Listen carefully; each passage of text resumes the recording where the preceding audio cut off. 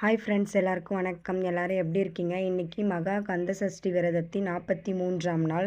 Already நாம் 48 நாள் விரத முறைகள் விரதம் இருந்துகிட்ருக்கோம். அந்தபடி பார்த்தா இன்றைக்கி 43 நாள்.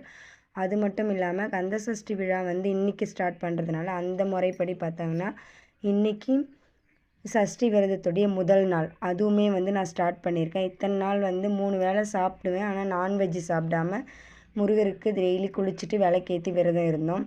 இன்னிலேருந்து பார்த்திங்கன்னா ஒரு வேளை உணவு முறை தான் நான் எடுத்திருக்கேன். 3 வேளையில் ஒரு வேளை மட்டும் உணவு சாப்பிட்டு மற்ற டைமில் தண்ணி மட்டும் குடிச்சிட்டு இருக்க விரத முறை தான் நான் எடுத்திருக்கேன்.